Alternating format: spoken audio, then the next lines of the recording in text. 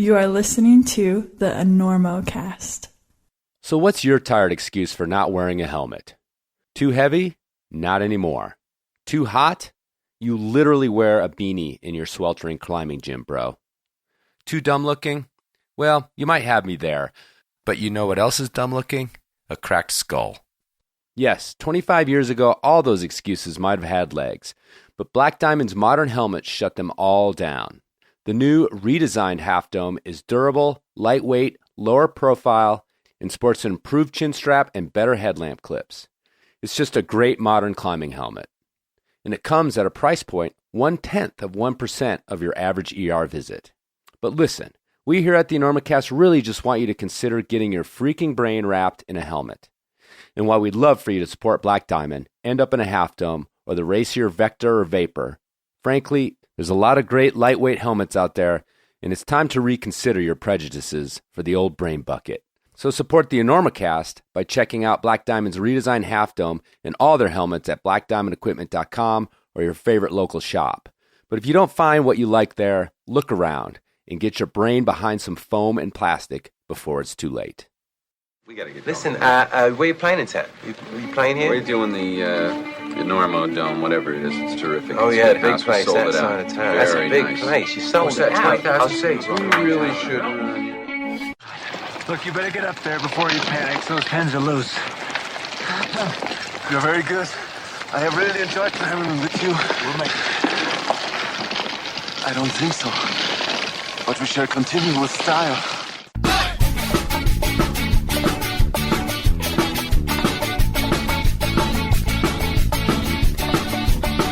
Good weather, bad weather.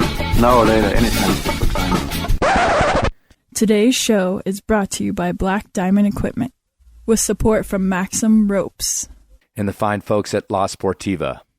And don't forget our charter sponsor, Bonfire Coffee. Go to bonfirecoffee.com and enter Enormo at checkout for a discount on great coffee and to support the Enormocast. And now back to the show.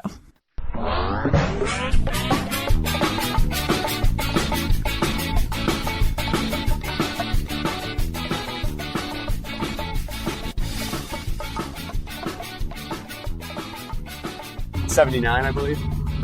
How far did it say Rollins was? 79 miles. All right. Yeah, chipping away. Welcome to the Enormocast.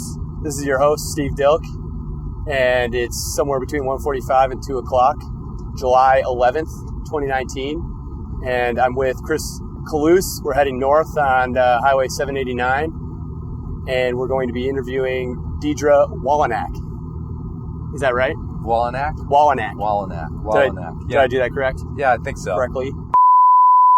Excuse the interruption. This is your actual host, Chris Kalous, and episode 179 is with Dierdre Wolownick, not Wolownack. For some reason, we couldn't get Wolownick to come out of our mouths, perhaps because we were in Wyoming, and letters just disappear from words up there. My apologies to Ms. Wolownick. Okay, let's get back on the road, shall we? You know who she is? I do not. You have don't? to forgive my ignorance. Alex Honnold's mother. Oh, okay. Yes. That's right. That's who's on the show today. Sweet. Yep. We're talking to Sweet Alex D, Honnold's if mom. you will. Yeah, if Right. you will. Got a book out. It's called The Sharp End of Life, A Mother's Story. Nice. Basically, I mean, not just about bringing up Alex Honnold and what that entailed, but also her own late in life introduction to climbing, which not surprisingly, or maybe surprisingly, not surprisingly to me, actually didn't involve Alex Honnold all that much. Alex sort of let her get it down on her own quite a bit, and but also her early life growing up and her marriage to Alex's father and their home life and all sorts of stuff, all the way up to a bunch of climbing that she has done with Alex, including climbing El Cap with her son not too long ago, making her the oldest person to climb El Cap at this point. So yeah, we get into all of it, and I was I didn't know what to expect. I got this opportunity, and I thought, well, this will be a different angle, having interviewed Alex twice on the show, and hopefully we'll have him on again sometime, because of course he's super famous, so it's money in the bank for the Enormocast.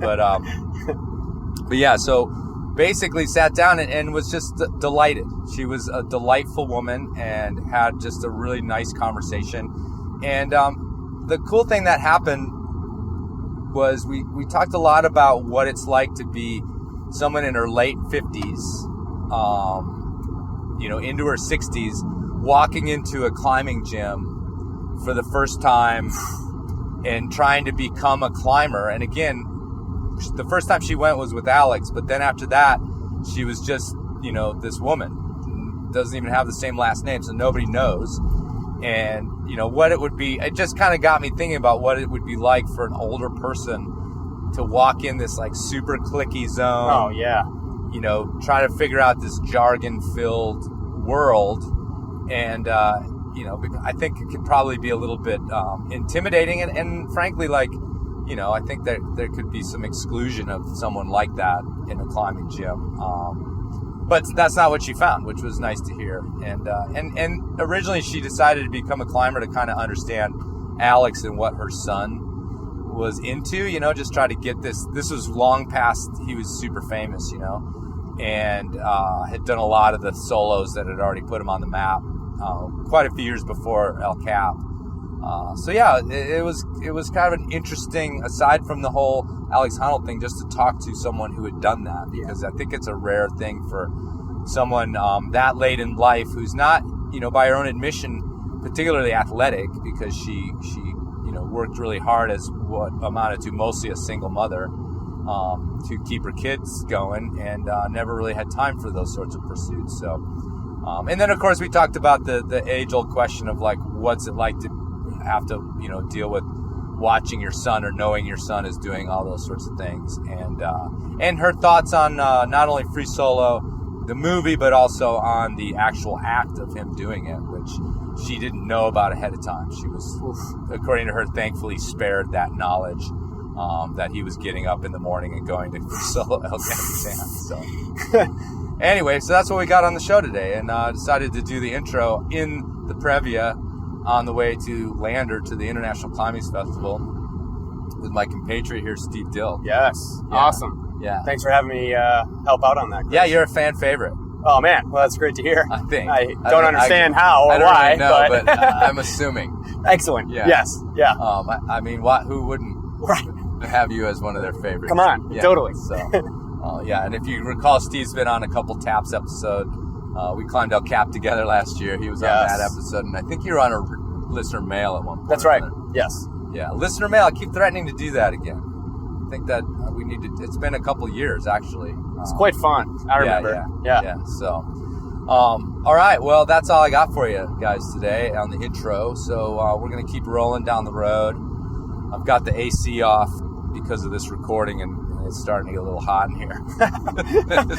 Thankfully, the orb's behind a cloud right now. Yeah, right now it's not beating down on us too badly out here in the wasteland just north of Baggs, Wyoming, across the Colorado border. So hopefully we'll see some of y'all up at the Landerfest. Yeah, come say hi. Check out your table. Yeah, this will come out later. Yeah, Bummer. This is outdoors. It's too late. Well, whenever you see the normal table, come say hi. Yeah, anywhere. Yeah, anywhere. If we have like a your backyard or whatever. Yeah, right. Exactly. So, and I also have to relate that I made this terribly amateur mistake this last night.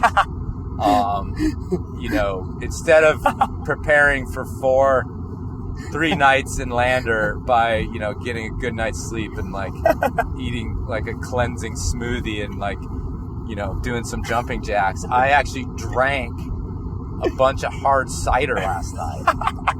And I'd never drank that shit before. And I basically woke up with like the equivalent of a high school wine cooler hangover.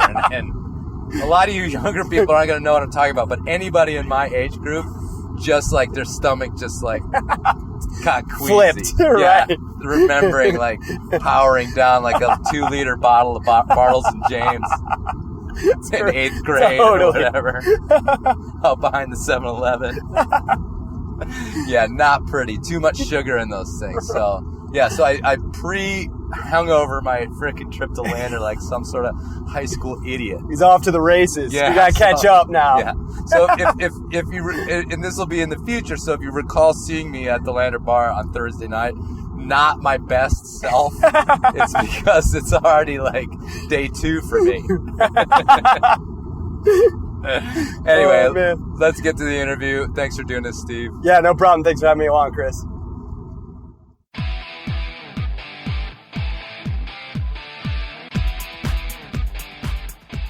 Look, everything you do from being born to your last breath has an environmental impact of some sort. And so many things we do in climbing are a lot higher impact than we'd care to think about. You know, it's too bad you can't convert those sweet ukulele riffs into diesel fuel, eh, van lifers? But little things can help, and Sportiva wants you to know about the Mythos Eco. Of course, the Mythos has been a do-everything big route and trad shoe for decades. But now the Mythos Eco has the same legendary performance, but they're cobbled together from 95% recycled material. And then Sportiva found ways to lighten the impact further by using water-based glues and metal-free tanning. And oh, that lacing system's still there to fine-tune the snug and confound your brain in equal measure. So if you're looking for an all-day shoe, a crack shoe, or a do-everything-all-the-time shoe, why not have one less dirty impact on the world and check out the Mythos Eco, or its racier pal, the Cobra Eco, at Sportiva.com or your favorite local shop. I kind of wanted to start with a standard Enormocast question because when I was reading your book, I hadn't really considered your personal connection to climbing before. Okay. You know, we obviously have, I think, in climbing this image of, you know, your Honnolds' mom. Right. My claim to fame. Yeah, your claim to fame. But then I just started to realize in your book, like, how personal your connection to climbing, what it means to you is. Mm-hmm. And so that would be a great place to start. All right. In terms of your origin and getting into it, but also, you know, like I said, just reading a lot of pages about how meaningful it's been to you as a climber versus as just someone watching climbing. I have 2 bouts of climbing in my life. One when I was real little, you know, and I wasn't supposed to do that because I was a girl. I was not supposed to climb trees. Boys would see my underpants because I was supposed to wear dresses, you know. That annoyed the heck out of me, but I was a very obedient little girl, so I had to cut it out. But so Alex comes by this genetically, I guess, you know. Right. So I didn't do it again until I was 58, something like that. Yeah, 58, I think. And had Alex take me to the climbing gym. By that time, I was always reading about him and seeing, you know, images and videos and stuff about what he could do and what he did when he was gone. All I knew was he was gone. You know, I had my 16 jobs. I was always working. Right. So I didn't really understand what he was up to when he left the house. You know, I knew, you know, he'd come home and tell me stories. We did this, we did that. I didn't even know if it was good or bad. I didn't speak the language yet, you know. Right. And I'm a language person. I want to understand the language around me. So I had him take me to the gym one day when he wasn't climbing. He had an arm injury and he couldn't climb, but he could belay. So he took me, showed me how to tie in, showed me how the harness works and all that stuff. You know, I'd never seen any of that stuff up close. You know, I'd seen it in his room, you know, strewn all over the floor, but I didn't know how anything worked or anything. So he showed me all the ropes, as it were, and belayed for me. And I figured I'd go up a half a wall and, you know, see what it was like, and then I'd be happy, and then I'd know what his life was like. Well, that's not how it turned out. Right, you laugh. Knowing what his life was like doing, you know, half of 5'7" in the gym. Right, exactly. So as it turned out, that day I climbed 12 routes to the roof, to the ceiling, and something I had always assumed I could never do. And that was the beginning of this period of my life where I started smashing away all the I could nevers, you know. I had all these limits placed on me when I was a kid, like don't climb because, you know, you're a girl, you're supposed to behave yourself. And all my life, don't do this because you're just a teacher, you're just a mom. You just, you know, be careful, you know, stay home and be safe. And so that was the day I started destroying all that and building my new life. And what, you know, from talking with Alex before, his conduit to the gym was his father at first. You know, he was the guy that was taking him there, according to him. You're shaking your head. We'll talk a little bit about that. I'll let you have your rebuttal. But what do you think his feeling was of his mom finally, asking to be like let through the door? I don't know exactly. Okay. He's never really come out and told me, but I think he likes it, I think. I mean, it's nice to share that. I think from his perspective, it might be nice to share that with your mom. I'm sure he wishes he could share it with his dad as well, but his dad was not athletic at all. I don't know if he would have ever embraced this. But, it's and from my perspective, it's really cool. Right. I think it's wonderful. Yeah, but then it went on to be something of your own. Oh, yeah, for sure. Yeah. Oh, yeah, well, after talk a little after bit that about first that. day, he left on another expedition, North Face something somewhere. And there I was on my own, thinking back to that exciting day that we'd spent in the gym. I'm thinking, wow, I really enjoyed that. I'd love to do it again. But I don't know how. I was just mom and a teacher and a writer, and all I did was sit at computers or stand in my classroom. I didn't know how to get started, and there's a lot of fear involved in that, changing your life from one set of givens to a completely, weirdly, strange, far out other set of givens, So it took me about a month and a half for me to get up the courage to go back to the gym. Alone, not knowing anybody, not knowing the gear, not knowing how to do anything. So I went and I watched everybody for a while. I rented the gear, rented the harness. I couldn't figure out how to put the harness on. It's one of those weird ones with the strap. Right, it rentals doesn't have legs. they're completely mind-boggling. So it took me a long time. I forgot mine recently coming here to Denver and had to rent one, and I was like, how does this work? They're weird. Yeah. Anyway, sorry. So I figured out the harness just before I gave in and went up to the main counter to have them show me how to do it. But I did figure it out. And then there I was, me by myself. So I started walking around the perimeter. It's the raised area where all the climbs are. And I started watching everybody and thinking, ooh, they look a lot more, well, fill in the blank, strong, lean, capable, whatever you want to call it, than I feel, And finally, I got up the courage to approach a group of 3. There were 3 friends climbing. So that means 2 are involved in climbing and one's waiting. So I went around the room, I'd approached the 3rd person in the group and said, would you like a belay? Would you like a belay? And sure enough, some of them did. Right on. And I made some wonderful, lifelong friends that way. It was wonderful. Yeah, I mean, these folks are folks that you still...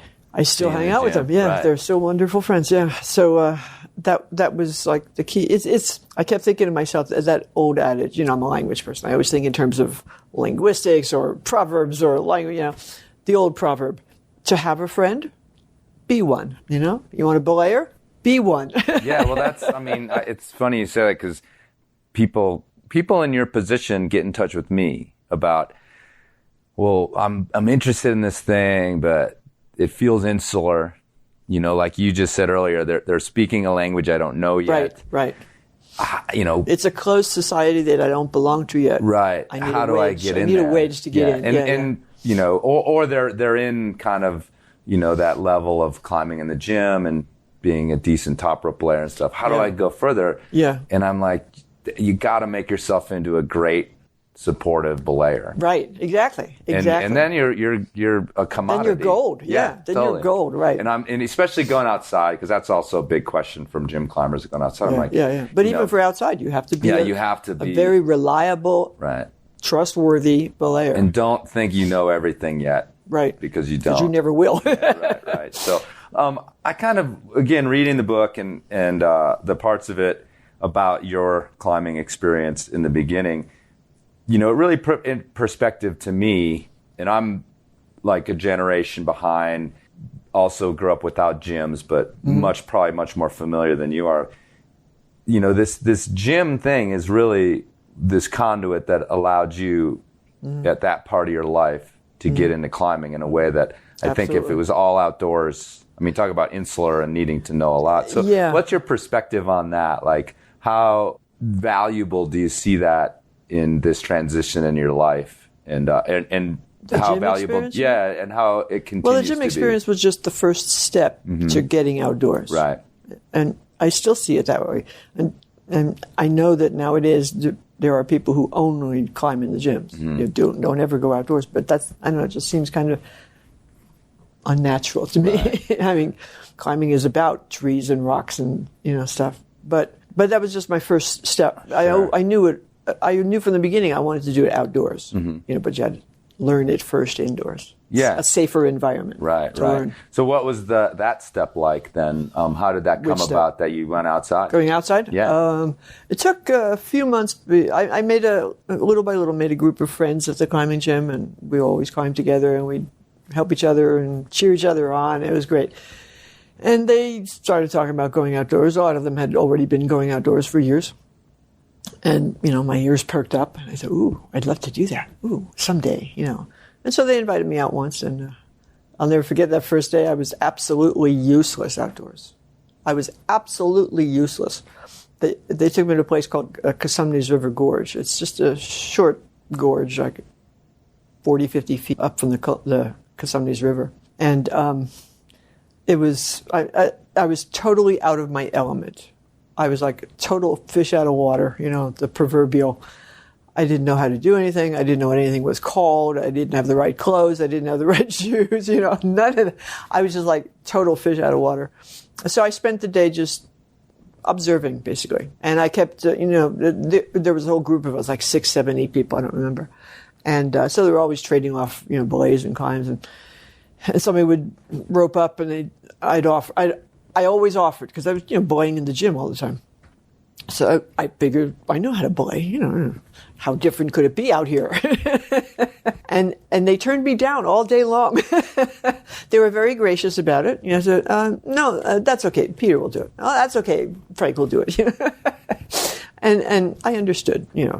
Once I watched what they were doing and considered all the possibilities. Once they're up there and if they fell, I'm a thinker. I think things through to the nth degree. It makes me a very slow climber because I think too much. I kind of think my way up the wall. So I was thinking about all the possibilities. You have a little kid, right? So yeah. The main job of a parent is to imagine all the possibilities of danger and protect against them. When they're bobbling around in the living room, you pad the corners on the little table so they don't bump their eye or whatever. You imagine all these possibilities of horror and protect against them. Well, that's the antithesis of climbing. So that's what I was doing out there that day, and I was absolutely useless. But I was learning. I was just observing and learning, and so it was definitely not a wasted day at all. I learned a lot that day, but I didn't actually do anything. And they put me on one climb. And gym climbing is so obvious. There are holds. Yeah, they stick There's out. always something to hold. Right. And they're colorful. Right. And they're nicely spaced. And I went out there, they put me on this climb that starts real blocky for about 12 feet. Now, I climbed up these 12. I charged up the 12 feet. I'm thinking, oh, yeah, I'm climbing on a real rock. And I got up to the top of the blocks, like 12 or 15 feet high. There was nothing after that. Nothing. It was just, now I know it's called a slab climb. I didn't know. There was nothing there. I kept shouting out, what did you hold up here? Oh, just feel around.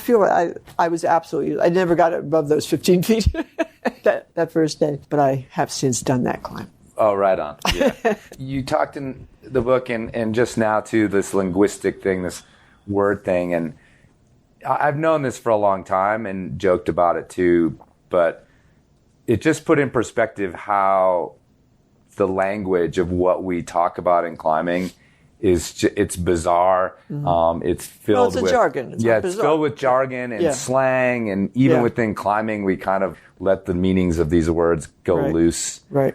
In slab, and I'm sure they said, "Oh, just smear your feet." Right. Like, they did. Yes. I didn't know what that meant. Yeah. Thank you, but right. Thank you. That's it. Right. Just pad up. All these different things. So, but I could also imagine you there.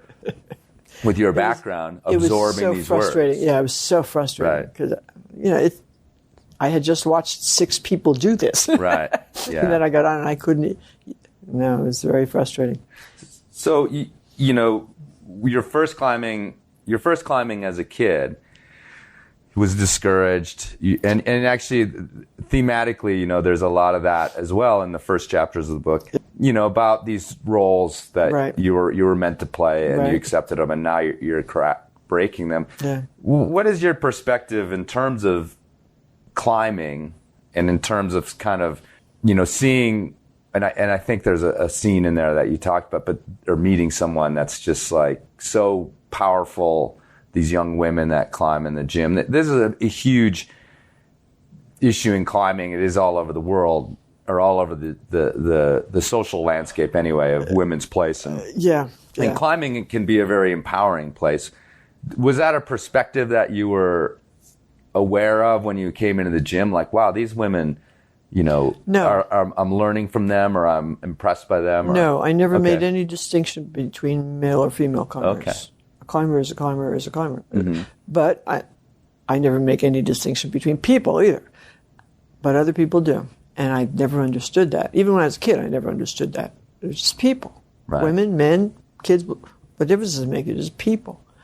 So no, male or female climbers never made any whit of difference to me. Mm-hmm. They're just climbers. Mm-hmm. Yeah. So women tend to use technique more than, at the beginning at least, more than men, because a lot of us, we don't have the upper body strength. You know, the big muscles, mm-hmm. big shoulders, and, you know, brawny arms. And so we can't just leap up, grab something, and pull ourselves up. So we learn to master the different techniques. I think this is just my theory, my own personal theory. But I think that alters how women and men approach learning climbing. You know, but it all winds up the same. Right. You know, once you go outdoors, it all winds up the same. What about age? Was that something that was in your mind? Is a myth. Okay, cool. Age is a myth. My parents were so old when they were 40. You know, age is in your mind. Well, not entirely, because if there's something horribly wrong with your body and you can't do these things, obviously that's not a myth. Right. But if you're healthy, yes. You know, if you're able physically, age is totally meaningless. It's just a number. I mean, ask any statistician. You can prove anything you want by numbers. You can mangle numbers any way you want. Age is just a number. Just ignore it. It's meaningless. And when I was 5, I believed this. You know, I followed all the big boys, you know, climbing the garage roofs and the trees and stuff. When I was 4, I used to follow them up on the garage roof. Get yelled at for it. But it doesn't matter how old you are. If you can do it, you can do it. If you can't, you can learn. So as a thoughtful person, you know, you're saying that you're thinking your way through these climbs. Yeah. You're an intellectual in your pursuits elsewhere, writing. You know, I hate that word. Well, you use your mind, you use your brain. Cerebral. Let's call it cerebral. Yeah, cerebral. Thanks. And climbing is a very cerebral sport. Okay, so as and you opened this talk about climbing as, you know, this complete shift of worlds for you. Yeah. Were you aware of it? Were you? Is it something that after a while you look back on it and said, wow, I'm in this whole new place? Or were you someone who was gradual? It was gradual. Oh, yeah, totally gradual. That first day, like I said, I just expected to, you know, climb up half a wall just to see what it felt like. And I'd have a little glimpse of what his life was like. You know, I really didn't I had no expectations because of the life I had led. You know, everybody... all the teachers at work, you know, I taught at college, American River College in Sacramento. And, you know, I'd go in and I'd talk with my students, talk with my colleagues about what Alex had been up to that weekend or that week or where he was in the world, you know, climbing this and that. And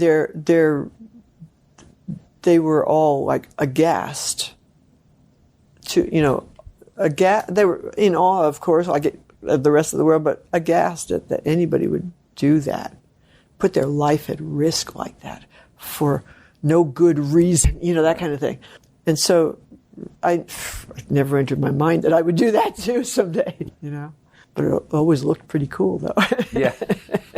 Obviously, it brings your son joy, beyond anything else in the world. There are no words for what it does for Right. him, and for me, too. Yeah. There really are. I've struggled to find some of those words for the book, Mm-hmm. It really, I'll keep trying. So let's continue with your climbing career as long as we're on this My path. career. I mean, I don't think of it it as a is career. because it's like, you could have stopped at the gym, Right. Oh, yeah. and just been like, this is something I do after work, I think of it more as a lifestyle. right? A lifestyle. But you've got you started climbing outdoors. Yeah. Climbed in foreign countries now. Yeah, so let's talk a little bit about that. Mm-hmm. Like, what are some of the bigger adventures? Once you became that super supportive, competent belayer, where did you go from there? Not just physically in the world, but with your climbing. With climbing? Well, that first year was a big, step after step after step for me. I think it was all happened that first year of my climbing. They'd started taking me outdoors. After that horrible first day, I think they all understood I was just, hanging back and observing that day. And I was totally useless, couldn't do anything. And then I went again and then again and started to learn how to do this stuff and, actually get up some climbing. And then they took me on a multi-pitch. My first multi-pitch scared the bejeebers out of me. Oh, and they got a lot of good laughs out of that, I think. But I did it. I was terrified, but I did it. There were a lot of those days. That first year, I'll never forget. That first year was rife with terrified moments, and then I did it. Like the first time I rappel. When Mark taught me how to rappel. Rappelling is totally, what's the word? Counterintuitive. You go to the edge of the cliff, which your mother always told you to look out, right? You go to the edge of the cliff, you throw your leg over it, turn around, and you lean back. This is totally counterintuitive to all of our survival instincts. I mean, you probably, when you're 20 and you do this, it's just cool. But when you're 58 and you do this, and you've been trying to protect two little kids all your life, your adult life, that's just stupid. It's totally counterintuitive, and nobody should do this. Right. But it took me a long time that day. I finally got down to the edge. Did you read that part of the book? Oh, yeah. I finally got down to the edge of this cliff. It was only like 45 feet up but 45 feet is quite a fall if you go, And I finally turned around, threw my leg off the cliff, and down I went. So that whole first year was filled with those moments of absolute terror and knowing I can't do this, and then just thinking my way through it, talking myself into it. It's basically what I was doing. Mm-hmm. And at the end of that year, I think it was, after 1 year of climbing, that's when Alex, it coincided with the National Geographic magazine coming out, the one that Alex is on the cover of, the Honnolds on the ledge, posture. Yeah, on the ledge. And so Alex was home for a few days, and he's in and out all the time. Back then, he still lived at home technically, but he was rarely ever there. But he was there, and he said, "Yo, Mom, why don't we go do Half Dome this weekend or whatever it was? Half Dome.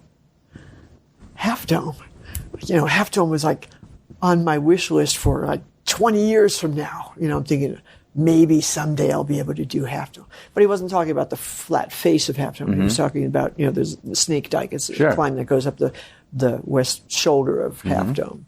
Most people don't even know it's there. I mean, non-climbers don't even know that people climb that side. But I had been doing my homework. I had been making my list of someday maybe possible climbs that I would love to do out in the Yosemite region, that whole area. And that was on my list, of course, way at the top of my list. But I had only been climbing for 1 year. I still didn't know what I was doing.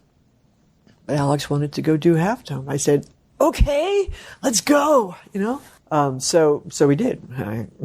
Another friend went with me, and because when I climb with Alex, all of my friends want to go because they don't know how to get to these places. They don't know what gear they'll need or whatever. So Amy and I went with Alex that day, and that's the day that I didn't know this until we were at the top, but he suggested it because he needed to be up there anyway, you know, and he knew I wanted to do it someday. So, because that's the day that they took the pictures for that magazine.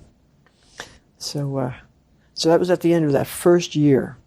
So that first year was like not mathematical progression, when it exponential. Yeah, exponential progression. Yeah, my experiences in climbing and that's normal. Exponentially. Yeah. There's so much to learn at the beginning, right? And I remember Alex talking about that. Yeah, the first, when you begin, there's just so much to learn, and I. Well, it's funny because I've always thought that like part of climbing, pretty much for the rest of your life, is like sometimes trying to recapture that exhilaration. Because it's never the same again in a lot of ways. Right. It's like the first of anything. Yeah. And you're just like, well, where did that go? You make other goals. Yeah, you make other goals, and you find it other ways. But there's some that first taste was just so exhilarating. Oh, yeah. I mean, totally like the weird drug analogies go hand in hand with all of it. But I guess, it's like, wow, those days of like thrills were the best. I mean, I also can recall my first rappel. Oh, do you? Yeah, for sure. Just like, what are we doing? It's a monumental kind of thing to do. Yeah, exactly. Yeah. And it's totally counterintuitive. Yeah. And you can climb a long time back in, without ever falling, without ever just I mean, you always have to lower off things, but but that first one, I totally remember that. So it's exciting. Yeah. It is. Yeah, it's exciting. So it's exciting, and the older you get, the more terrifying it is. and one of your goals, you were just talking in the Half Dome climb, these goals you had made. Yeah. One of them obviously was El Cap. Well, it wasn't at the beginning. Okay, It wasn't at the beginning. Too much? Well, not exactly. It wasn't a goal so much as a wondering. Because we had gone to Yosemite for years, ever since the kids were born, basically. And we used to look up and see these little dots moving so slowly up the wall, And I used to wonder, I wonder what it's like to be up there. I wonder what they see. I wonder how it feels to be hanging on the wall like that. Or what it's like from the top, And I knew, quote unquote, that I'd never have answers to those questions. But it wasn't really until I started. I never fully considered that maybe I might get up El Cap until we did Royal Arches. Alex and I climbed Royal Arches, and the whole Nat Geo crew went with us. That's part of I think that's the ticket to ride when your son is who he is. Unfortunately, I know. Well, see, I didn't know he was preparing to do this movie. I didn't know. He'd been on the cover of National Geographic once, twice, whatever, and they'd written about him, and a lot of his friends wrote for them, and so they were always around, in the background. So I never really thought about what that might mean. Maybe it was just my mind protecting me. I don't know. But so I asked Alex if we could do Royal Arches. The concept of a big wall climb was kind of dancing around my mind for a few years. As I climbed more and more, and just again as a wondering. I wonder what it's like up there. I wonder what that's like. And so Royal Arches is kind of a mini big wall. You know what it's like. You've done it? No, I actually never have climbed Royal Arches. No? Okay, it's like 15 pitches. Sure. 16 if you're going to go off the back. We didn't do that. We came down. So 15 pitches. I had done like 14 pitches with Alex and friends in Tuolumne, over Tenaya. And so I knew that was doable. 15 pitches is a lot, but still doable. But these were 15 pitches straight up, and looming over the valley floor, and there's a lot of trepidation involved there. But so I asked him, and every time I asked him about one of these dream climbs of mine, like I've done all the classics with him. I've done, Cathedral, and then Tenaya, and I did Mount Canas, and we did Mathis Crest, all the biggies, And they're not hard climbs, technically hard climbs, So when I found that out, I put them all on my list, and every time I'd ask Alex, he's come through the house, I'd say, Alex, do you think we could do Mathis Crest this year or whatever? And his answer was always the same, yeah, sure. So it took me a few years. Yeah. It took me a few years. So it's not fake. No big deal. Well, exactly. Yeah, he's chill. Yeah, sure. But it took me a few years to really understand what he meant when he said that. And really a few years. Well, I mean, he was saying, yeah, sure, if you want to learn everything you need to learn to be able to do that, you want to practice and be good enough, and then yeah, sure, let's go do it. You know? Mm-hmm. And that was all involved in that. So all included in that, yeah, sure. But every time I asked him, I think we could do tonight. Yeah, sure. So I asked him about Royal Arches. And yeah, sure. So I met him, behind the hotel there, the Iwani, and he was accompanied, of course. But it was during the 2-year period when they were filming with him to do free solo, but I didn't know that. Okay. I don't know. I was either naive or just my mind was shielding me from the reality of what was going on. I don't know. I really didn't have any idea that he was going to do what he was going to do. Mm-hmm. You know? But I knew that they were always filming with him, and he was always in magazines. So I didn't think it's just part of. It was just part of the life, exactly. Yeah. It could have been for Jimmy Chin and I think it was Claire Falcon, but Jimmy Chin and one of the other videographers went up with us, and it was kind of demoralizing because I worked so hard on that climb, so hard. There were spots in that were different than things I had done before, mm-hmm. and hard for me, and I just got worn out. And then Jimmy would come strolling past without a rope, slung with 400 pounds of cameras and stuff, just go walking past me. This is very demoralizing, when you're working so hard. But we did that, and we simul-rappelled on the way down. When you go with Alex, you go as fast as possible, up and down. So we simul-rapped all the way down. And I'm thinking, as I'm going down, I'm thinking to myself, I just did a big wall in Yosemite. Right. I wonder, there's that wondering again. It was always in the back of my mind. I wonder if someday maybe I could do that other big wall down the road, And that's when it started to really become a concrete thought, like maybe mm-hmm. I could do that. If I could do this, maybe I could, with enough training, one of those yeah, sure moments. And so that's when the idea started to take root. Yeah. I mean, the technical part of the climbing aside, these big days, they're hard. They're hard. They're hard, physically hard. And I was 66 at that point. Sure. And I wasn't sure I was going to be able to maintain that level of physical activity that long. Well, and 66 who hadn't been doing it their whole lives. Right. Yeah. Right. I've been doing it for 10 years and just off and on weekends. Right, I wasn't out like him training every day. Yeah. So it's a different. Mm-hmm. It's certainly a different thing than a 66 so I had a lot of person who was a ranger his whole life or something like this. Exactly. Yeah. And I knew this, going in, and I had a lot of concerns about whether I could maintain that level of physical activity. Because every time I go out and climb with Alex, we go all day long, mm-hmm. really as hard as I can, And he for him, it's babysitting. Mm-hmm. Climbing with Mom is just, he doesn't even put on his climbing shoes when he climbs with me, right? Except for El Cap. I think he did. No, he did. He did Royal Arches without his climbing shoes too, I think.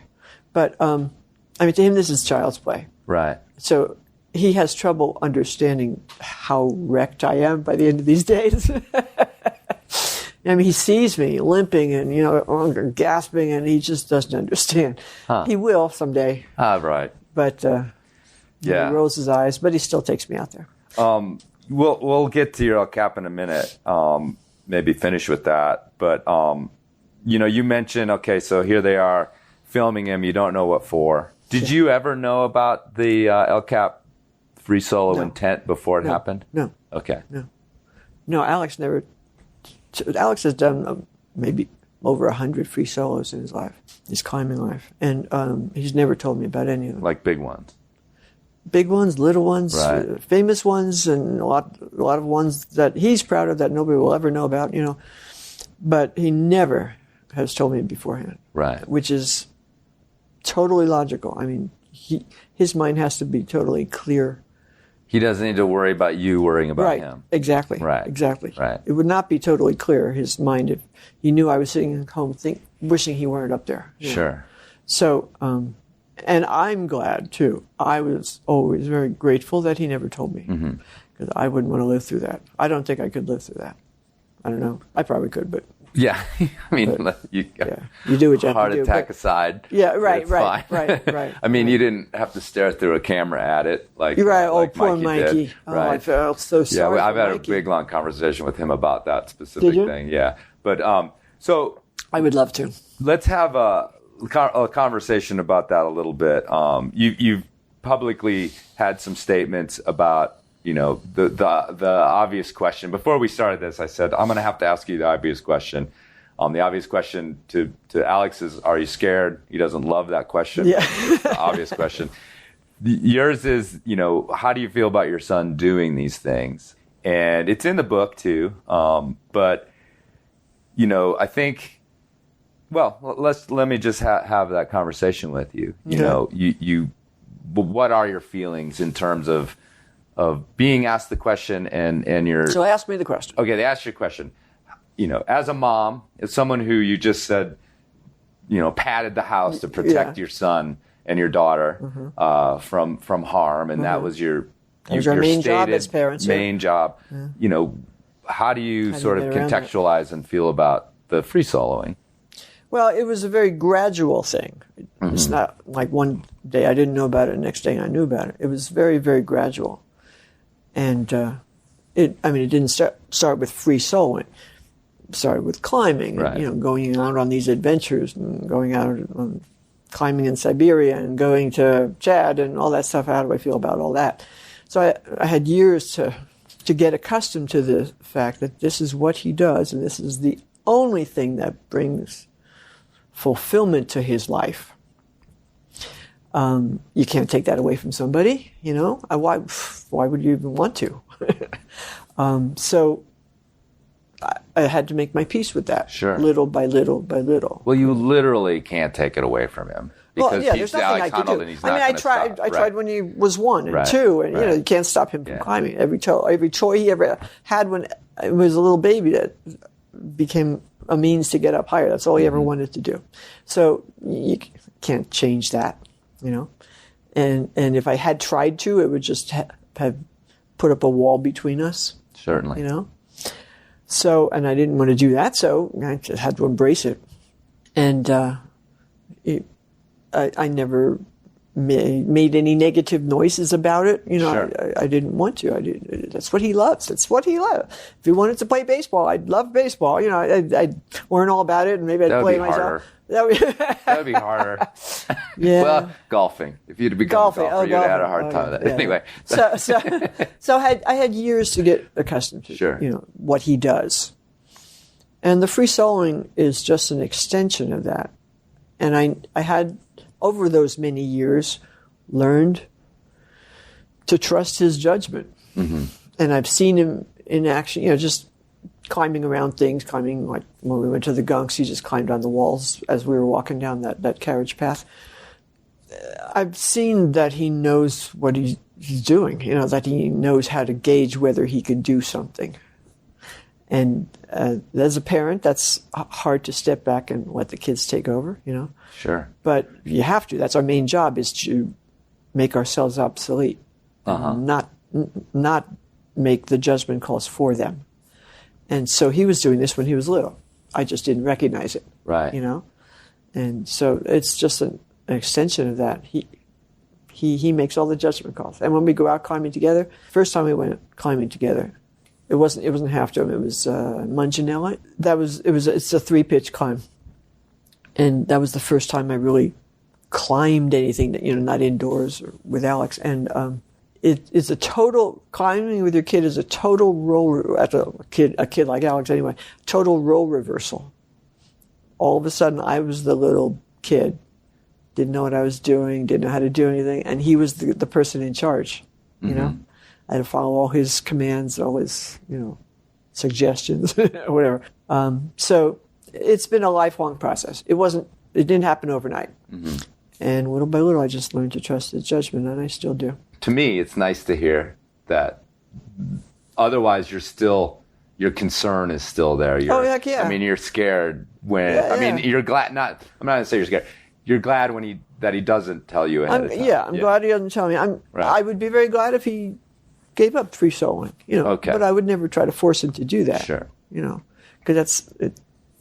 it's like somebody trying to force me to stop playing the piano. Okay. I couldn't. Right. I couldn't. I wouldn't. I shouldn't. Yeah. It's what, you know. Well, it's such a naive question to say, how can you let him do these things? Yeah, I mean, it's... Nobody you know ever what I mean? let Alex do anything. Right. Alex was always in charge. Sure. Even when he was a kid. But it doesn't matter who the child is.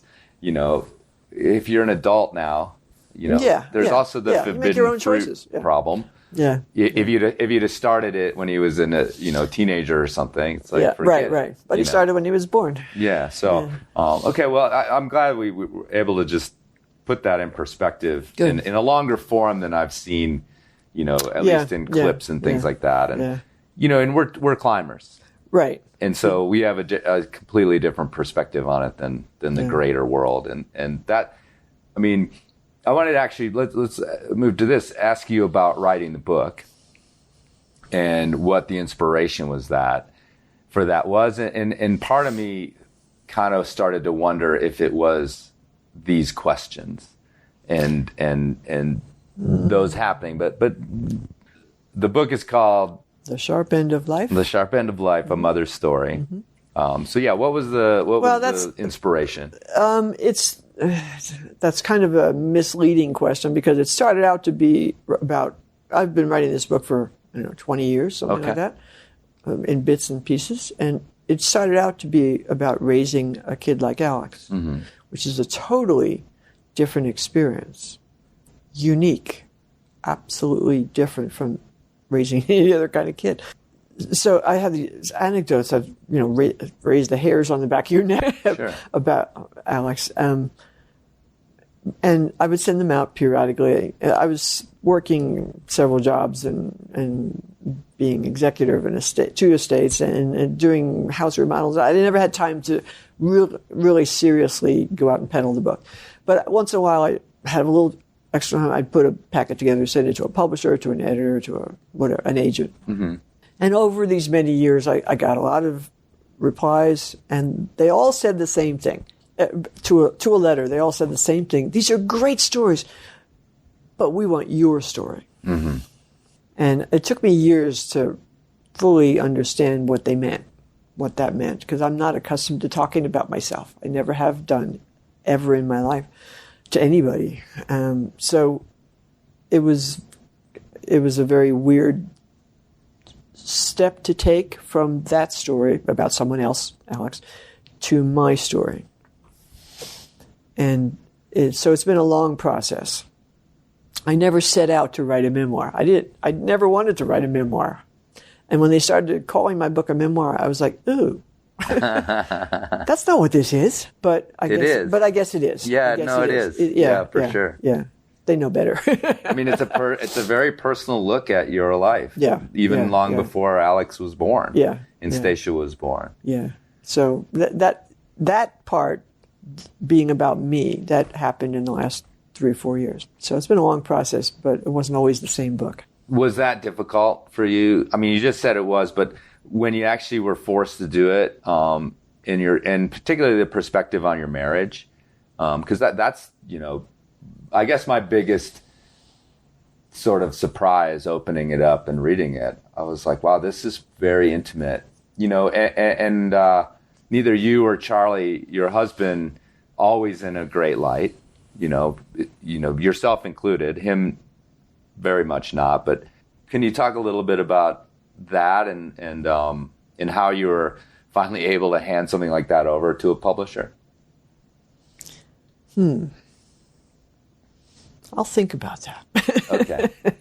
Fodder for another book. Okay, sounds good.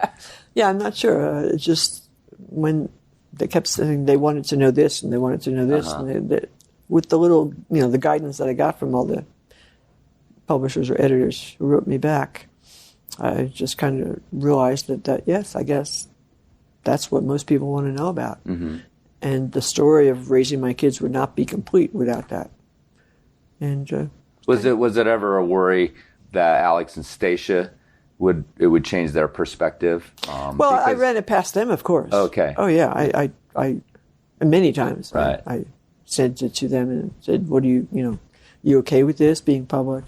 And it was so far in the past that it it didn't really matter anymore. Well, because it made me think about, a perspective of young kids, and I think you also mentioned it in there, is that they kind of had this completely opposite different perspective of who their father was and what your marriage was like. And I don't want to change that. Yeah, and I don't want to taint that. You know. And I don't. It made me. The cool thing was, it made, and this is what books like this are good for.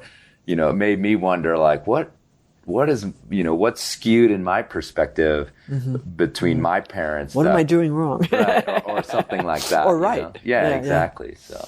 So, self-reflection is always good. And, keeping a journal is always good because it helps you do that, helps you discover who you are. I have another question, and this is kind of circling back again. The experience of the film, of seeing the film Free Solo. I assume you've watched it. Maybe you have. Oh, yes, many times. Yeah. It's like, so can you talk a little bit about just the personal experience of seeing it? Because now it was a done deal. The joke always has around the film has been like, there's this isn't a spoiler to know that he makes it. Right? No, not at all. And yet somehow, if you watch the audiences, that's not a spoiler at all. They're terrified. Yeah, I know. And I was too. Yeah, and the guys are wiping off their palms. Understanding of the whole operation. We know he's there. I've seen him since. I have concrete evidence that he's still alive, and yet you're not certain at the moment. So this is a tribute to the filmmaking. Sure. Oh yeah, for sure. To make so many people suspend reality for so long, just react so viscerally. So talk about your visceral. Yeah. The first time I saw the movie was at the premiere in New York City. Oh, cool. Yeah, my hometown. Right on. Yeah, it's cool to see it there. It was quite the experience. It was all I could do to keep it together. Because I reacted just like everybody else does, except that it's my baby up there, So it was. Were you sitting with him? No, okay. no. The crew all sat together, and I was with my friends. Okay. But no, I'm glad I wasn't with him. No, it was hard to sit through. It required all of my, what's the word? Mastery skills, to not react badly. It was pretty horrifying. Right. Pretty horrifying, as all the audiences will attest to. Sure. Well, I mean, I'm like, my heart rate's actually going up at the moment. Yeah, just thinking about mine too. Yeah. No, not thinking about you at the film. Like, I'm doing this because I have a kid. Yeah, right. It's like. You watch your kid do that? Yeah, that's pretty intense, and congratulations for. Thank you. Yeah, intense is definitely the word for it. Internalizing it and dealing with it. Yeah. And coming away still not, soured on what he does. Horrified at what he does. Yeah. No. What did you? Let's change the question slightly. Upon reflection, it's a done deal. Like I said. What is your perspective on the feat itself? The feat is absolutely mind-boggling. And that this is your son, this is your progeny. I still wonder at that. I'm still amazed at that. Probably always will be. This is probably the single most electrifying human physical feat ever accomplished. Right. Because it goes against all of our intuitive self-preservation instincts, to be up there. And so his mind works differently than ours. And I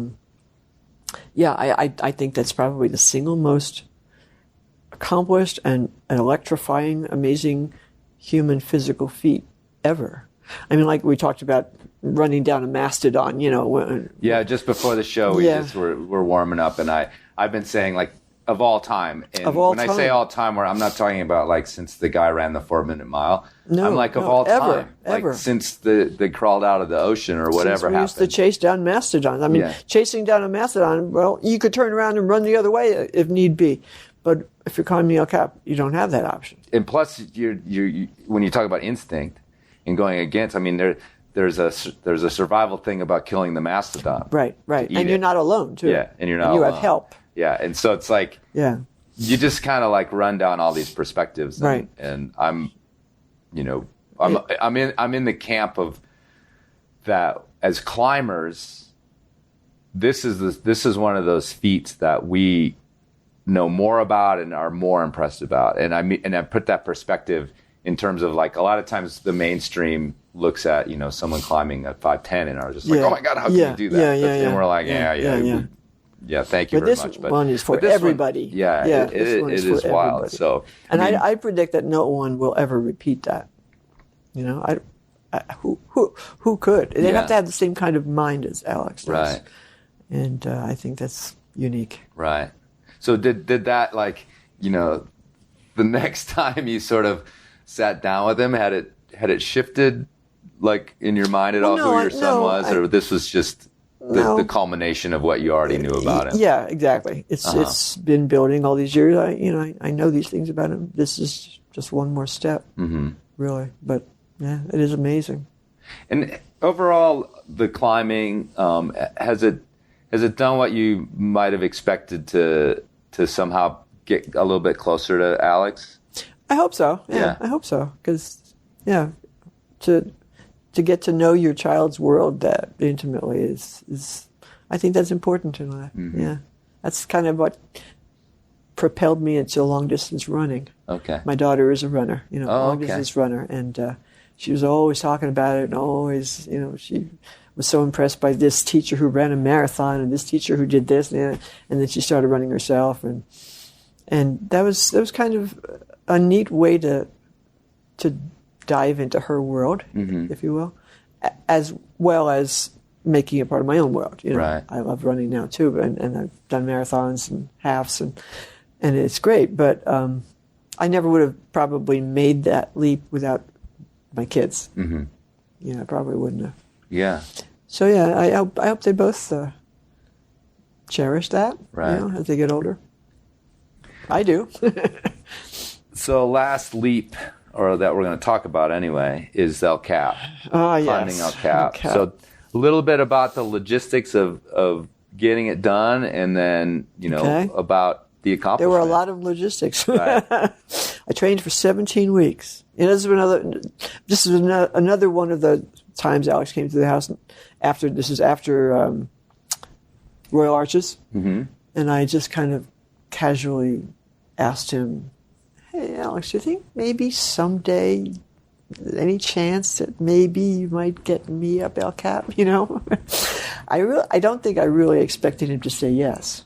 El Cap is a very daunting thing, or you just have to stand out in that meadow and look up, and you know the impossibility of ever trying something like that. And especially if you're not a powerful climber. I'll never be a very powerful climber. I'll never be a very good climber. Alex doesn't even think of me as a climber, I don't think, because it's just a lifestyle thing, weekends, and I'm, I don't have muscles anywhere, Right. So I didn't really expect him to say yes, but his answer, like I said, is always the same, Yeah, sure. Right. But this time he added a caveat to that. He said, yeah, sure, but you have to learn how to jug. Okay, then he left. And I'm thinking, okay, I have a yes, but I have to learn how to jug. What's jugging? I didn't even know. So I contacted all my climbing friends and found out about jugging, and do they have gear? Could they lend me gear? And all that stuff. And could somebody show me how? To jug? I started watching the videos. What's his name? Chris McNamara. Yeah. His videos about jugging. I watched them all and very intently, and I tried to learn as much as I could while sitting in my chair, and then started, took it to the gym. I have some friends who have big trees in their yard, and they let me set up ropes in their trees, and I tried it that way. It was a long process to get me comfortable with it, because it uses muscles that I didn't even know I had. Sure, Different muscles to thrust that thing up the rope, and a lot of core, to keep yourself vertical. None of those muscles had I ever used. Right. So I had to start training them real fast. First day I did that in the gym. One of the gyms in our region let me set up in their gym to practice, as long as I had a belayer also. I was on a rope as well. And so I did that. And the first day I tried that, maybe 25 minutes of going up several times on this rope, a 30-foot rope, whatever. I was wrecked for the whole week. I couldn't move my arm, my shoulder. And you thought you were a climber. I was, right? yeah, exactly. I said, what totally. happened to me? And my legs were all bruised from all the metal banging. Oh, God. Yeah. And then I kept doing it. I kept going back to the gym, getting more bruised and more tired. And then Alex invited me. Alex lives in Las Vegas, and they climb every day. And I was there for a visit, and he said, well, you should come out with us. We're going out to this cave, and there's a photographer's rope hanging down in front of the cave. You could practice on that. So I'm thinking, oh, great, an outdoor rope. I'm going to try right. it, you know.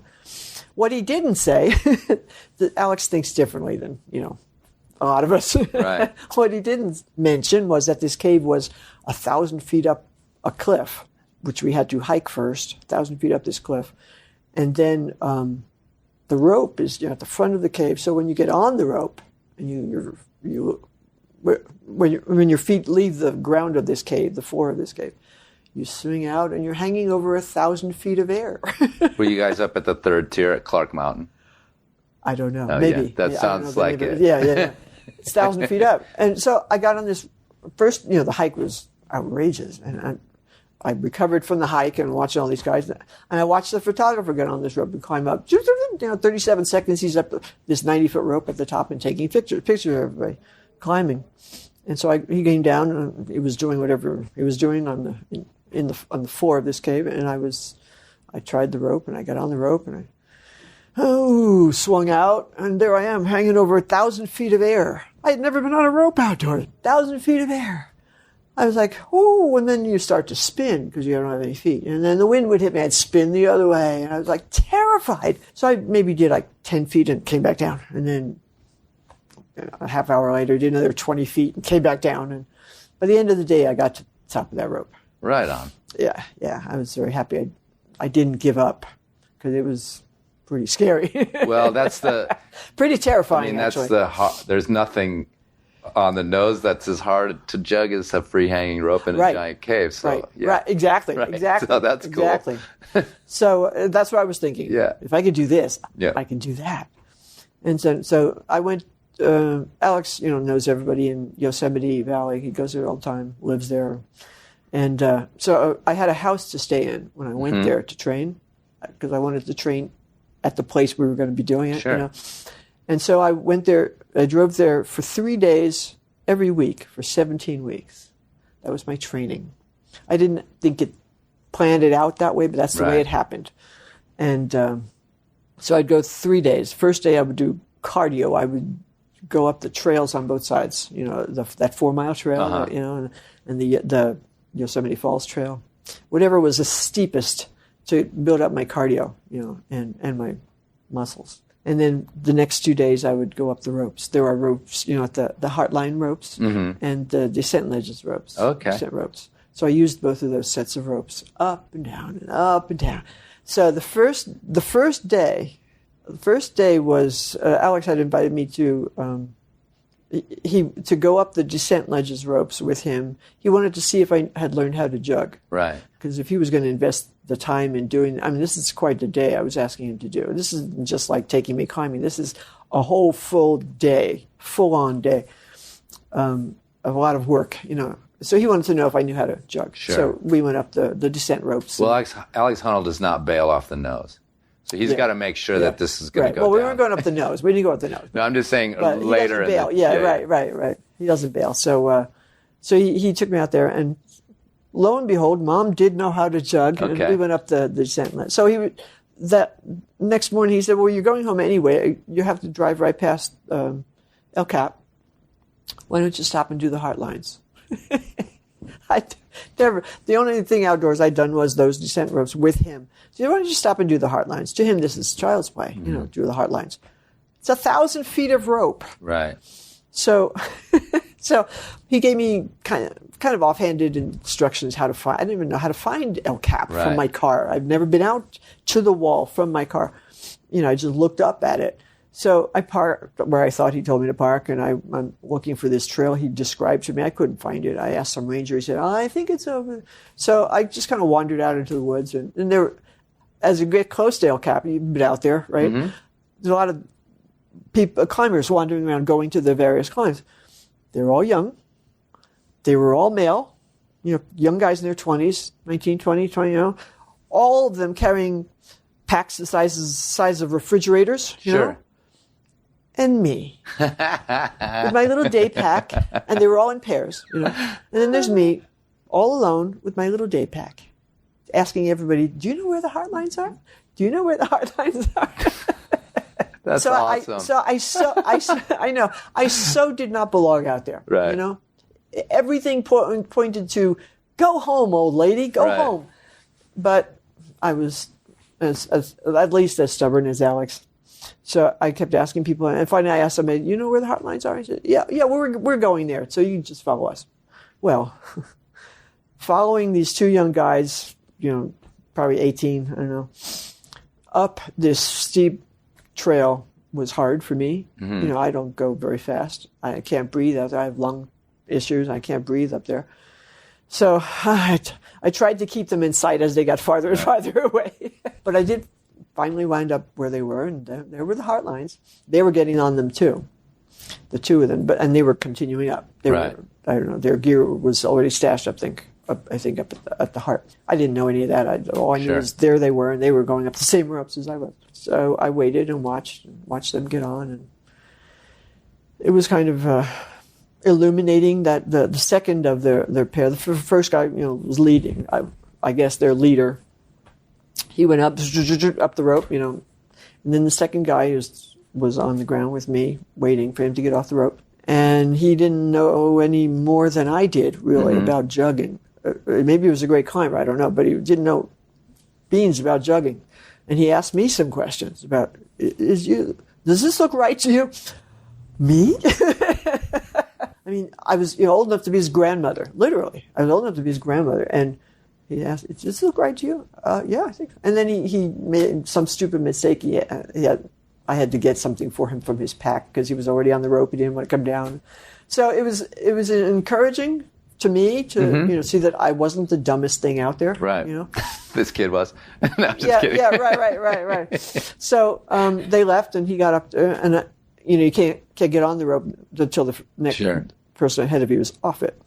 So it was the 200-foot rope, the first one, and so I could almost see him up there at the bolts. And he must have spent like 15 minutes transitioning from that rope to the next rope. I don't know what he was doing, but I could see. That's so awesome. Yeah, I mean, you're just like, come on, bro. Yeah, exactly. What's up? It's exactly what I was doing. I was like, what the heck? You're already just there? like, come on. Get out. Yeah, so he's leaning this way, and he's jumping this way, and I don't know what he was doing. But I had just done the descent ropes with Alex the day before. And I had transitioned from rope to rope in a few seconds. Sure. The way you're supposed to. Yeah. And so I watched this young kid doing it and thinking, I know more than he does. Right on. But so when I finally got on this rope, they were gone. Nobody else was around. It was just me by myself. Nobody knew where I was. Alex, I knew, was on El Cap that day. He wanted to go do something. That's all he ever told me. I'm going to do some stuff on El Cap. So he was on El Cap. He couldn't help me. If I got into any trouble that first day, that was the big concern that first day. If anything happened, anything untoward happened, and I didn't know what to do about it, I would be stuck. Mm-hmm. And my friends were all at work back down Sacramento Valley, and nobody knew where I was. I was just on my way home. Right. So I was on my own that day, and it was horrible. It was very, very scary. But it was probably a good thing in retrospect to be forced to deal with everything myself that day. And I got halfway up that first rope, and there was a knot in the rope. I'd never read anything or seen anything online about a knot in the rope. Wow. There's this knot. I'm like 100 feet off the ground, and there's this knot. There's nobody around. I couldn't even shout to anybody. There's nobody anywhere. Okay, so I had to figure out. So going up is okay. The knots aren't as big a deal going up as coming down. Right? Yeah, I didn't realize this. Right. Yeah, I didn't realize So you this. put that knot under you. So I put the knot under me, and up I went. I went to the top of the first rope, and I'm thinking, okay, that's enough for one day. and so I came down. I didn't transition to the other rope. I just stayed on. I put my gree on and came down. I got to the knot. Okay.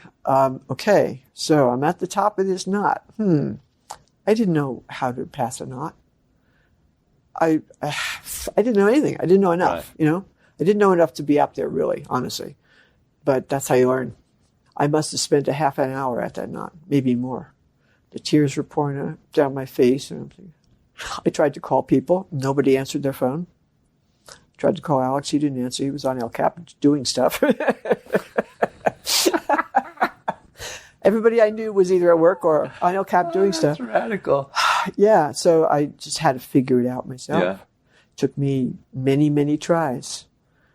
But to this day, I'm not sure what I actually did that day, but I think I could do it now within just a few minutes rather than a half an hour. Oh, God, that was hard. In the history of climbing, there's people that have died stuck on those knots. I know. So I know. I imagined that. Sure. As I was stuck up there. It is El Cap. So and I knew that if I hung there overnight, somebody would come and want to be on that road. Right. Be like, what are you doing up there, lady? Get you down. So, but I didn't want to do that. No. And I knew I could call Yosar, but lived to tell about it. And just kept practicing like that. I just did that one rope that first day. And right on. I never told Alex that I said, yes, I did. Everything went well. The heart line. Yeah, cool. So you guys did El Cap in a day. Yes. How long did it take you? When you go with Alex, you go very fast. Right. I mean, that's the fitness level that takes. Yes, I know. Is really astounding. When I got to 2 pitches from the top, I was done. I had no more core left. Control, Alex kept shouting down, "Mom, don't hold the rope." Because, you're not supposed to hold the rope. And I wasn't exactly holding it up. I was wrapping my arm around it. Uh-huh.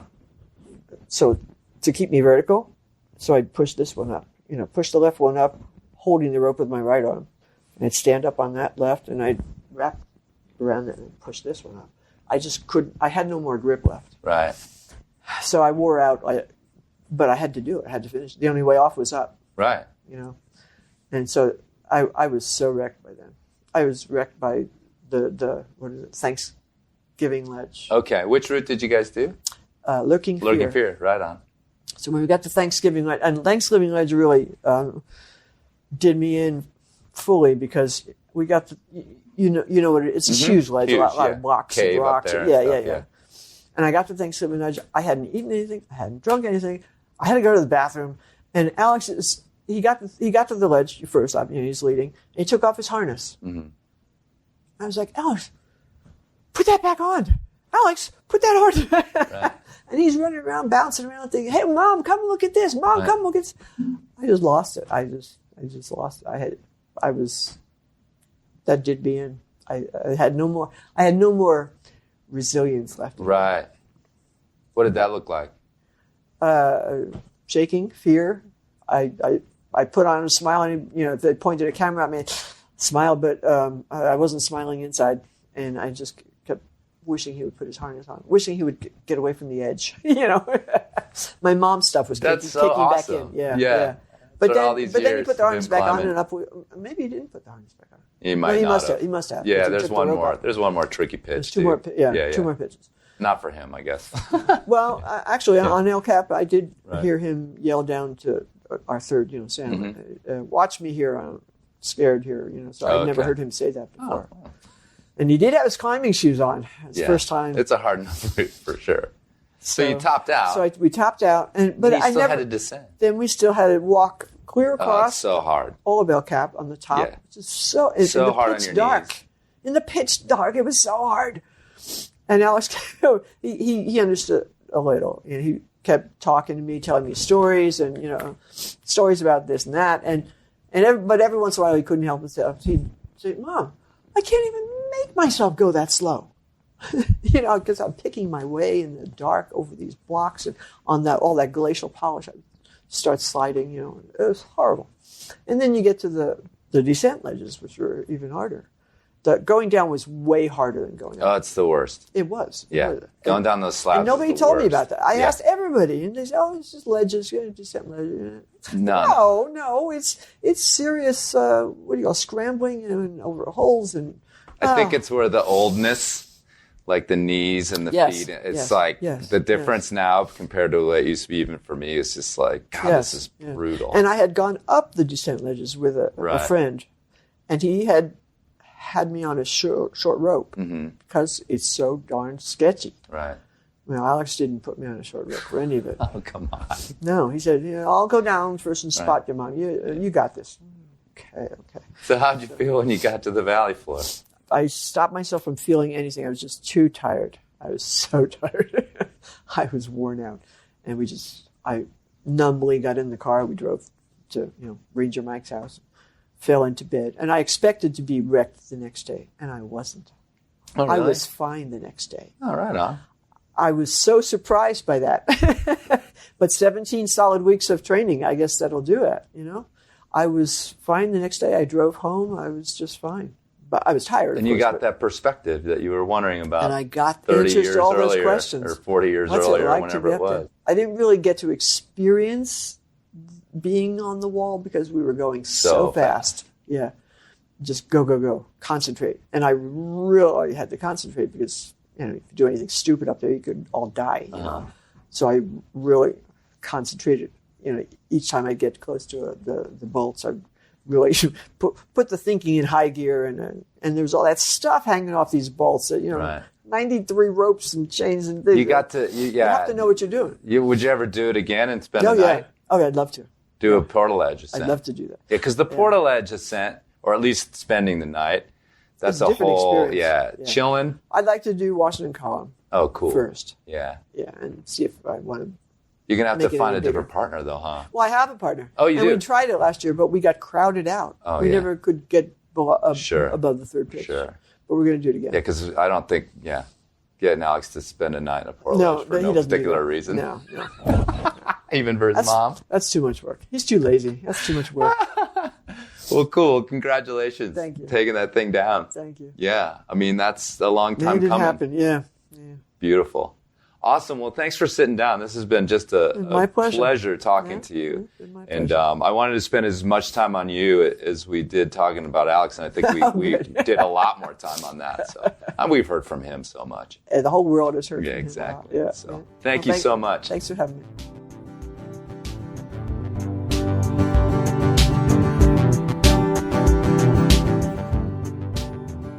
So thanks for listening, everybody. And I hope you enjoyed that one, a little off-piste interview on the Enormocast. We're still rolling to Lander. And so how many Lander climbing fests is this for you? I believe it's Quattro 5. Quattro 5 or Cinco 5? Cinco. Yeah, No Ciento. No Ciento. Multicultural episode of the Enormocast. Yeah, and did you skip one that I went to, or that was just Simon? Just Simon. Yeah. Yeah, I missed the Ouray. Oh, yeah, you Yeah. missed an Ouray. Yep. And then we all missed last year. That's right. For various reasons. Which was, I think this might be 8, Nice. maybe even 9 for me. You're sure it's not? It's not 10. No. That's a big one. I know, but it's not 10. There's Okay. no way. It's more like 8 because I came to one before. I came to 2 before, so maybe this is 7 if we've been to 5. Anyway, we've been to a lot of them. Yeah, We've seen 4 or it 5. change. Yeah. We've seen it change a lot. It's gotten way more slick. Polished. It's more Professional. polished, professional, which Yeah. is actually why we're going, because we're trying to keep up the junk show end of the Lander of the International Climbers Festival. I actually thought you were going to say we've become more polished and professional. Really? We haven't. No. Without a doubt. We Yeah, have yeah. maybe gotten worse. I mean, we've stopped climbing. Clearly, your performance is illustrated. Yeah, exactly. We've gotten worse. We've gotten worse. We're definitely not already not performing at optimum levels. So we've given up climbing almost altogether the last few Correct. years. Right. Although I don't know, I always think we're going to climb a bit. We bring our stuff, Right. but- You have to put up appearances. yeah, but the problem is when you wake up late and it gets hot. Yeah. man, it's hard to get in that car Right. and drive up that the queue's hill. pretty long for the classics by then. Yeah, for sure. So Yeah. anyway, we're off to Lander. Thanks for listening. Thanks to Dierdre for sitting down with me and having an awesome chat. And everybody, at the fest or around the world. Don't forget to check your knots.